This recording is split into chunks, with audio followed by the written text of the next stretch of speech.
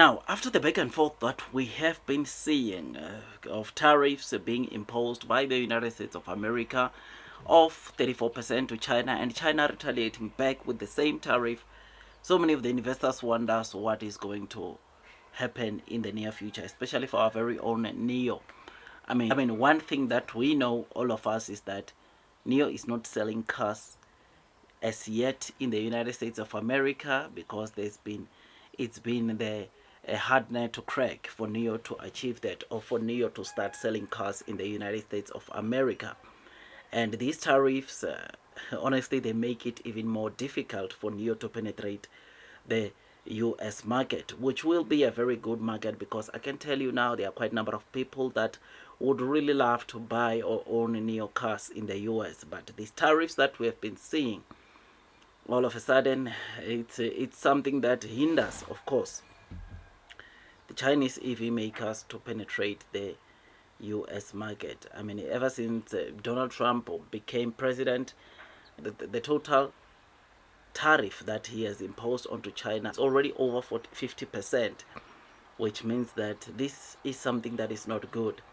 But something very interesting that we saw, obviously, is that when China responded to the 34% tariff that President Donald Trump imposed on China, Trump's response to China's retaliation was like they panicked, right? Yeah, it will make them lose more and all that.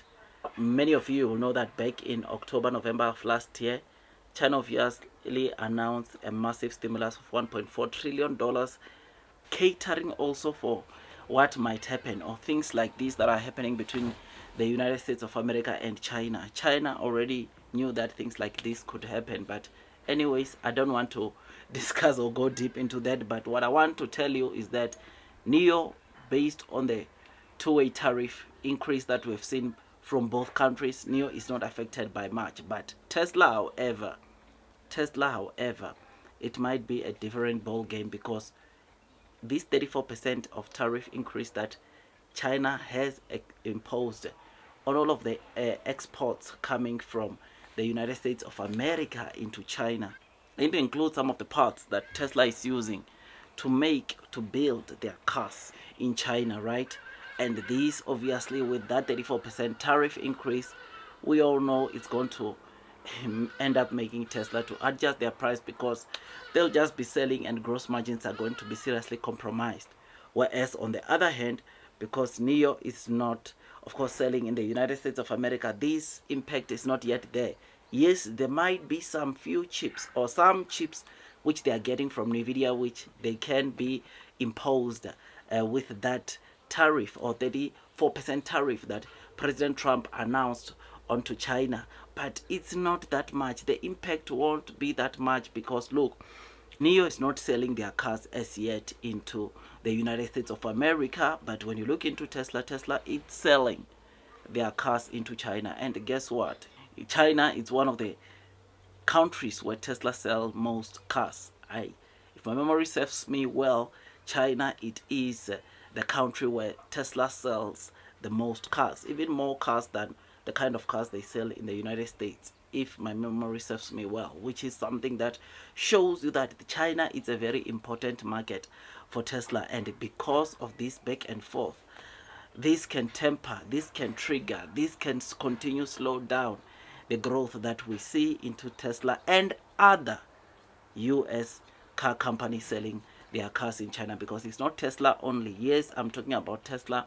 There's Ford, there's GM, there's all sorts, or many companies that obviously are selling cars in China, and these companies are going to face some serious hits with these new tariffs imposed by China as a retaliation from the tariffs imposed by the United States of America into China. I mean, honestly, it's not a good thing. Tariffs are not a good thing, and tariffs don't offer a long-term solution, but rather just triggers inflation. Which, when you compare the two countries, China, United States of America, inflation in China can take the heat of inflation, whereas the United States of America, I'm telling you, they can't, because we have just come out of an era of high inflation, and inflation is stabilizing, and obviously these tariffs is going to trigger, or it's going to make inflation arise again. And with high inflation, it means high interest rates are going to also increase to try to cap down inflation. So this is not good, man. And honestly, when you look into the markets, everything is just red. S&P 500 finished yesterday 5%. It's just bad, and all this is because of the trade wars that we've been seeing recently coming from the United States of America, with imposing tariffs onto so many other countries. And yeah, man, I just hope the situation can become better. I just hope the situation can improve for the benefits of all the countries, because you will know that China is not the only country that faced the heat of tariffs this week. Even my very own country, South Africa, I think we got 30% tariff increase, right? There are other countries that are also getting tariff increase, and I wonder what can really happen if all these countries retaliate to the United States of America with the same tariffs. I just wonder. But again, I don't think that can be the case. But I think if they do, or if countries were to retaliate back, America would also face some serious heat. But again, they are not going to do that. Let's not think about that. All we want is solutions. All we want is peace. I just hope there's peace and things can go back to normal. But something that I like about, of course, China is that they are proactive. Sometimes I feel like the United States has got this thing of saying that China is behind. China is still behind them. But DeepSeek proved the US wrong, that China is not that behind. In fact, China, there is some technology that they are developing which is uh, even ahead of the kind of technology that is in China. DeepSeek was an example. Look at the fast growing EV space.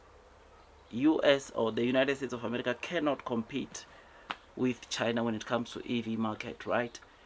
EV stocks like NIO are doing the most for China, and it is for this reason that China will make sure that they give them all the support they need to make sure that obviously they stand this heat, they can stand the test of time, and at the end of the day they flourish, because NIO is one of the companies that makes China to be recognized when it comes to the fast growing EV space out there, when it comes to technology, which is something that is great. Tell me what you think about this. Blue sky is coming. Long term will win. I will do a video and talk about the stock price. I know some of you might be asking why am I not touching on the stock price. I will do another video where we'll just talk about the stock price, the share price, because of course I know all of us are hating because new share price is down. Like, share, subscribe, hit that notification bell. I'll see you on the next one, and God bless you all.